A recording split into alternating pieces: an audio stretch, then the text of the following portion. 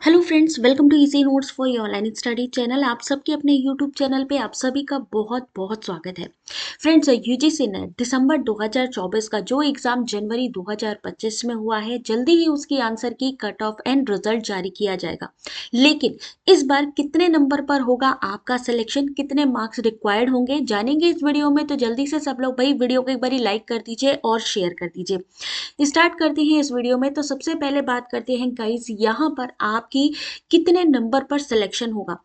यहाँ पर आंसर की जल्दी ही आने वाली है, इसके बारे में भी हम आपको डिटेल प्रोवाइड करेंगे। लेकिन अभी जो जरूरी है वो ये है कि यहाँ पर कितने मार्क्स, मिनिमम मार्क्स चाहिए कि जो हमारा जेआरएफ में और असिस्टेंट प्रोफेसर में सिलेक्शन हो जाए। तो गाइस, यहाँ पर आप सबसे पहले तो ये देख लीजिए कि यहाँ पर ये जो मार्क्स है, अगर ये जो आप ध्यान से देखिएगा, ये सबके अलग अलग है। यानी यहाँ पर जो कट ऑफ आती है वो सब्जेक्ट वाइज कट ऑफ आती है।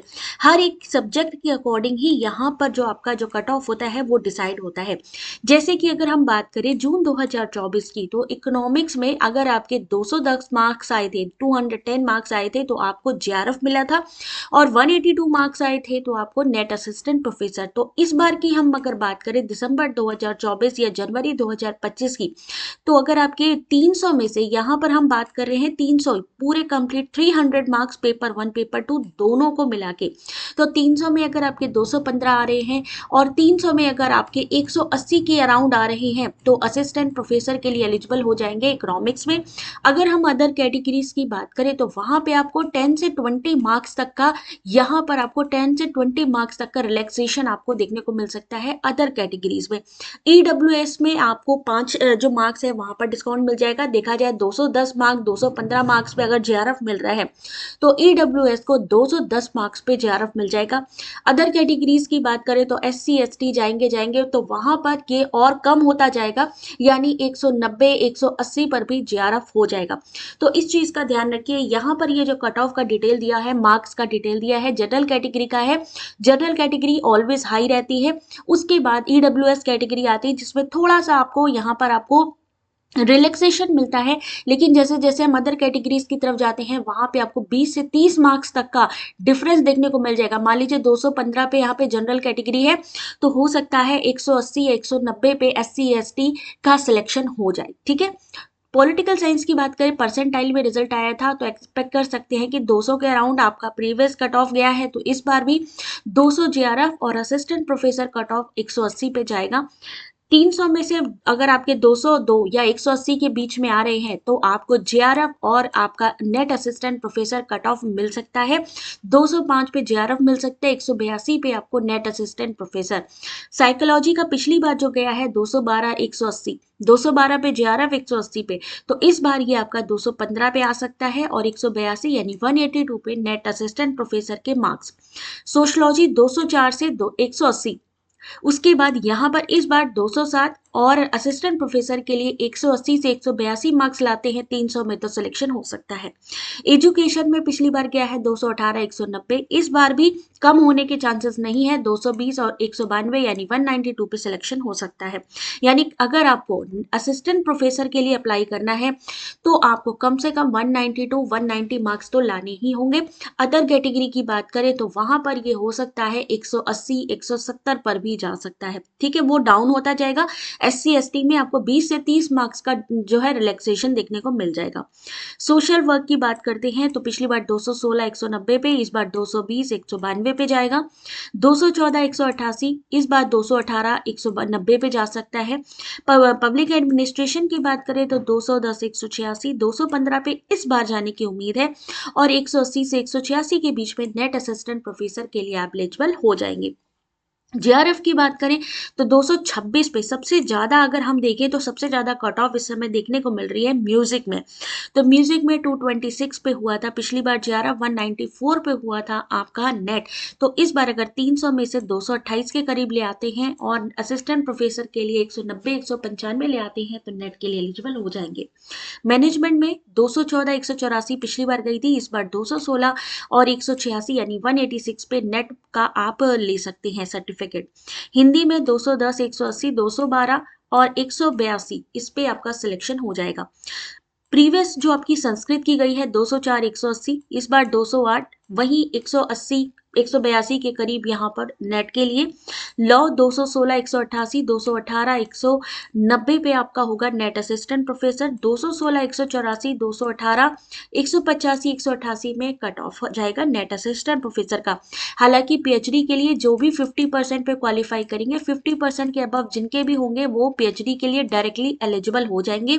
उन मार्क्स के साथ वो पीएचडी में दाखिला या एडमिशन ले सकते हैं। तो यहाँ पर आपके इस बार के जो जेआरएफ कट ऑफ है, ये मैंने आपको बताया, net assistant professor cut of बताया। आपका जो सब्जेक्ट है आप कमेंट करके बता सकते हो, जिससे हम उसके बारे में भी आपको बता पाए। यही जाएगी इस बार की कट ऑफ। तो अगर आप आगे आने वाले, अब यहाँ से आप लोगों को पता चल ही गया होगा, तो अगर आप आने वाले एग्जाम की तैयारी करना चाहते हैं तो गाइस अब आप सभी के लिए ऑलिव बोर्ड लेकर आया है फ्री मॉक टेस्ट, जहां पर ऑल इंडिया रैंकिंग आप चेक कर सकते हैं, अपनी आंसर की सॉल्यूशन देख सकते हैं, AI based analysis of strong weak areas check कर सकते हैं। साथ ही साथ सैटरडे संडे ये free all India UGC NET live test है पेपर 1 के लिए। उसके अलावा अगर मैं बात करूं, इसको भी आप ले सकते हैं। कैसे कर सकते हैं? ऑलिव के ये जो ऑलिव बोर्ड के जो ये आपको मॉक टेस्ट मिलने वाले हैं, वीडियो के डिस्क्रिप्शन पे लिंक है, मैं पिन कर दूंगी, आप लोग वो डिस्क्रिप्शन के लिंक पे क्लिक करना है। अभी प्रोसीजर भी मैं बता देती हूँ, तो पहले एक बार देख लीजिए। रिजल्ट की जो डेट है 20 से 25 फरवरी के बीच में आने की उम्मीद है। कट ऑफ 20 फरवरी तक आ जाएगी। नेक्स्ट फॉर्म फिलअप होगा जून 2025 का। एप्लीकेशन डेट आएगी मार्च के लास्ट में। एग्जाम जो होगा वो होगा जून 2025 में। तो अगर आपने अपना कट ऑफ देख लिया है, अगर आपको लगता है कि इसके अराउंड आपका मार्क्स आ रहा है, तो आपकी सिलेक्शन पक्का है। इन केस अगर आपको लगता है नेट असिस्टेंट प्रोफेसर क्वालिफाई किए हैं, हमें जेआरएफ चाहिए, या जो लोग क्वालिफाई नहीं कर पाए हैं, जून 2025 की तैयारी करना चाहते हैं, तो देर किस बात की है। वीडियो के डिस्क्रिप्शन पे ऑलिव बोर्ड के ये जो लिंक है इसको आप चेक करिए। एवरी सैटरडे संडे यहाँ पर मॉक टेस्ट दीजिए। यहाँ पर कैसे इस मॉक टेस्ट को दे सकते हैं, चलिए एक बार वो भी मैं आप लोगों को बता देती हूँ। स्क्रीन पे जरा देखिएगा, इस मॉक टेस्ट को लाइव मैं आपको करके दिखाने वाली हूँ। तो यहाँ पर आपके सामने लिंक पर क्लिक करेंगे, यहाँ पर आप आएंगे, पूरे स्क्रीन पे आप देखिएगा UGC NET paper 1 live test available till February 16। तो यानी आपको 16 तारीख तक, क्योंकि सैटरडे संडे है तो आज भी मिलेगा और संडे को भी मिलेगा। तो यहाँ पर पेपर 1 लाइव टेस्ट है, इस पे ज्वाइन बटन पे आपने क्लिक करना है। ज्वाइन बटन पे क्लिक करने के बाद आई होप आप लोगों को प्रॉपर दिख रहा है। उसके बाद आपने टेक टेस्ट पे क्लिक करना है। 50 क्वेश्चन होंगे, 1 घंटे का टाइम मिलेगा। आपके लिए सबसे बेस्ट चीज यही है कि यहाँ से आपको चीजें पता चल जाएंगी कि किस तरीके से हमने अपने क्वेश्चन को सॉल्व करना है, किस तरीके से हमें जो है आने वाले एग्जाम में कंप्यूटर देखने को मिलेंगे। तो ये आपके सामने स्क्रीन है, यहाँ पर इंस्ट्रक्शन अच्छे से पढ़ लीजिए। सबसे अच्छी बात क्या है, यहाँ पर इंग्लिश या हिंदी जिसमें भी आप चाहें यहाँ पर आप अपने क्वेश्चंस को देख सकते हैं, पढ़ सकते हैं, इंग्लिश हिंदी, ठीक है। उसके बाद यहाँ पर हम क्या करेंगे, इंस्ट्रक्शन को ऐसे ही एग्जाम में आता है, ठीक है, इसको हम लोग पढ़ लेंगे, स्टार टेस्ट कर लेंगे। स्टार टेस्ट करेंगे, यहाँ पर पहला क्वेश्चन आ गया, when teacher use Socratic method in teaching their main purpose is to. सुकराती मेथड किसके लिए है, इंग्लिश हिंदी दोनों में आप यहाँ पर इसको ट्राई करके देख सकते हैं, दोनों में ही आपको क्वेश्चन मिल जाएंगे।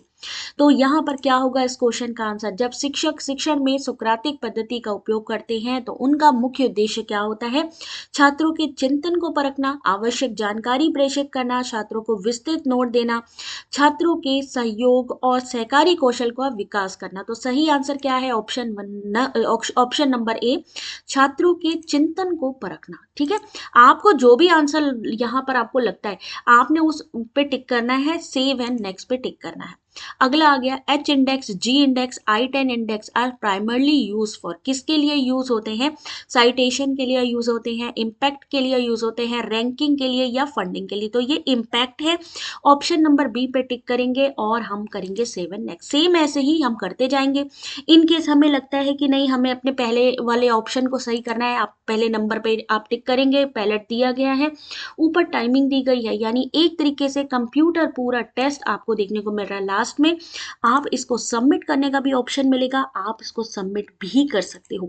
तो किस बात की देर है भाई, यहाँ पर आइए, इसको आप देखिए क्या लिखा है, select the option in which the given statement belong to universal affirmative proposition. Classical square का ये क्वेश्चन है, क्लासिकल स्क्वायर ऑफ ऑपोजिशन का। इसमें आपको सिर्फ यूनिवर्सल पॉजिटिव या यूनिवर्सल अफर्मेटिव से क्वेश्चन पूछा गया है।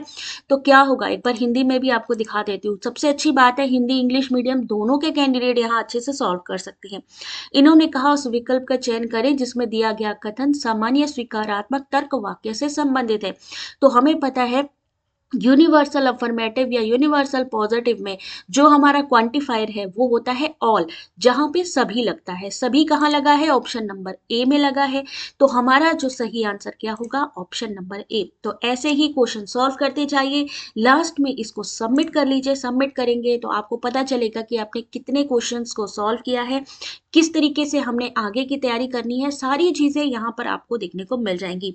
बाकी अगर आपको कोई डाउट हो, यहाँ पर कोई चीज समझ में नहीं आई हो, तो भी आप हमें कमेंट करके पूछ सकते हैं। तो जल्दी से वीडियो के डिस्क्रिप्शन पे जाइए, फ्री मॉक टेस्ट है, सैटरडे संडे आपके पास अवेलेबल है। जल्दी से लिंक ओपन करिए और ये मॉक टेस्ट जल्दी से दीजिए और कमेंट करके जरूर बताइएगा कि आपके कितने मार्क्स आए। Thanks for watching.